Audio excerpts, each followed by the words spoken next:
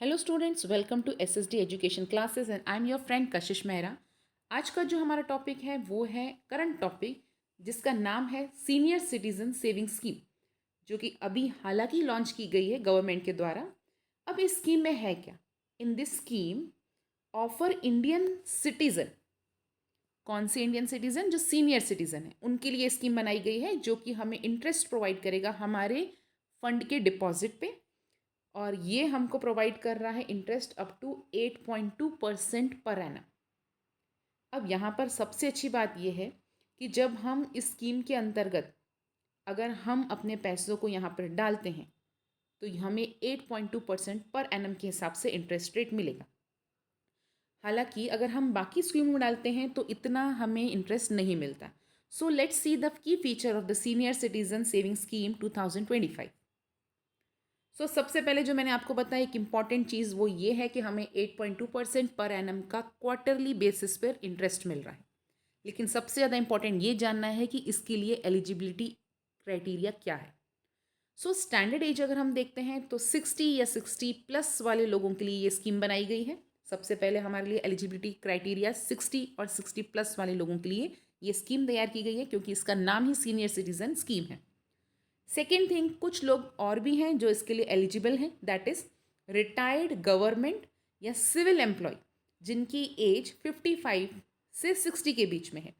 If retired and investing with in 3 month of the receiving retirement benefit.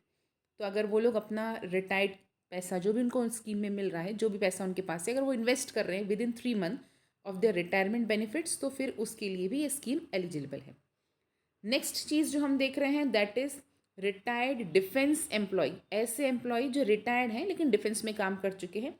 50 to 60 years वाले लोग जो retired हैं, if retired and investing with in 3 month of the retirement benefit.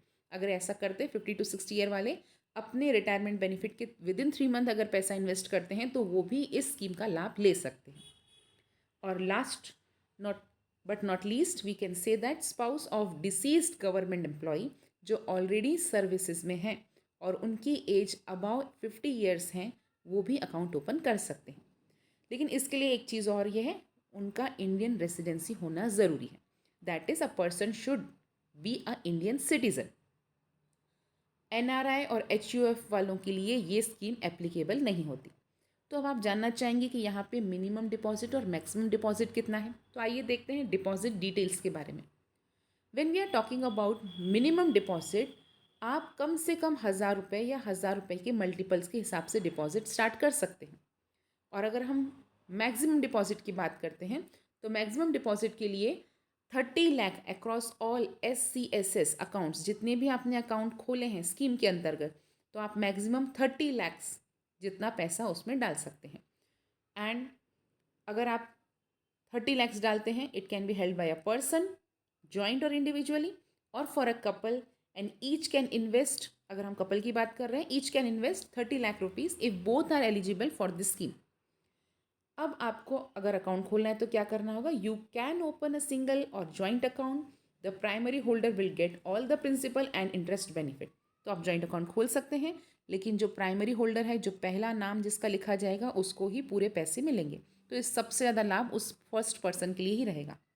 अब interest अगर हमको withdrawal करना है या हमें इंटरेस्ट जो मिलेगा वो किस बेसिस पे मिलेगा? अगर हम इंटरेस्ट की बात करते हैं, it will be credited on the in the month of 1st April, July, October and January. Like this you will be getting 4 month, मतलब क्वार्टरली बेसिस पर आपको इंटरेस्ट ही मिलने वाला है। No interest on interest. अब आपको ये ध्यान में रखना है कि आपको जो इंटरेस्ट मिल रहा है, if quarterly interest is not withdrawn, आपने नहीं लिया, तो उस पर एडिशनल बेनिफिट आपको नहीं मिलने वाला। और आपका जो पैसा है, जो क्वार्टरली इंटरेस्ट आपको मिल रहा है, that you can get directly in your saving bank account. Now if you are talking about the taxation and premature closure, तो सेक्शन 80C डिडक्शंस जो मिलते हैं, वो डिडक्शन ऑलरेडी हमारे लिए एप्लीकेबल हैं।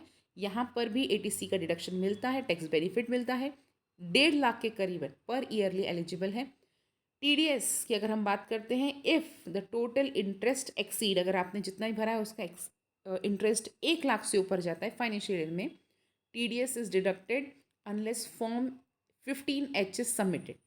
तब तक आपका डिडक्ट होता रहेगा TDS जब तक आप फॉर्म H15 15H नहीं सबमिट करते हैं. Now we are going to talk about the premature withdrawal penalty. अगर आपने पहले ही पैसे विड्रॉ कर लिए हैं तो क्या होगा? अगर आपने अकाउंट खोला है और आपने पहले ही ईयर के अंदर विद इन 1 ईयर के अगर अकाउंट क्लोज कर रहे हैं, you will be not getting any type of interest and any paid. अगर आपको ऑलरेडी इंटरेस्ट मिल चुका है तो वो लोग रिकवर करेंगे आपसे. और अगर आप अपना अकाउंट क्लोज कर रहे हैं after 1 year but before 2 year, you have to pay 1.5% penalty on your deposit. If you are closing your account after 2 year but before 5 year, you have to pay 1% penalty on your deposits. Account extension की अगर हम बात करते हैं तो 5 साल तो आपको भरना ही है पैसे. आप 5 साल तक डिपॉजिट रख सकते हैं एंड देन आप अपने डिपॉजिट का जो ईयर लॉक है वो 3 साल से एक्सटेंड कर सकते हैं. Extendable by 3 year, block any number of times. आप कितनी बार भी एक्सटेंशन कर सकते हैं. Must be within 1 year of maturity.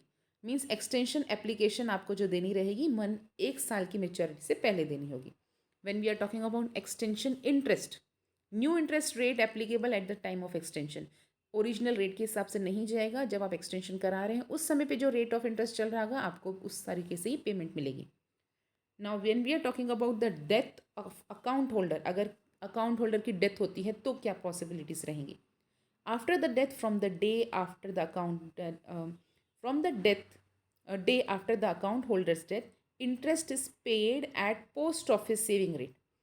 मतलब पोस्ट ऑफिस सेविंग रेट जो हम देख रहे हैं 4%. मतलब आपका पैसा आपके पास ही है.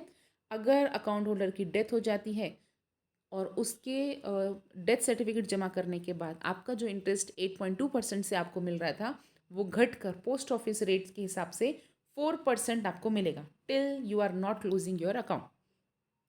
तो पहले से भी हम बात ये कर चुके हैं कि आपका जो अगर जॉइंट अकाउंट है तो प्राइमरी अकाउंट होल्डर के नाम पे ही मिलने वाला है और डेथ हो जाने के बाद अगर जॉइंट अकाउंट है तो जॉइंट अकाउंट अपने आप सेकेंडरी जो पर्सन है उसके अकाउंट नाम पे चला जाएगा. तो ये तो सारे बेनिफिट्स आपने देखे जो हमको स्कीम में हमें मिल रहे हैं. अगर आपको लगता है ये सारी स्कीम आपके लिए है तो आप डेफिनेटली आप जाइए अपने अकाउंट खोलिए और इस स्कीम का बेनिफिट लीजिए. So till the time, if you are liking my video, subscribe my channel, watch my video and share as much as you can. Thank you for watching my video.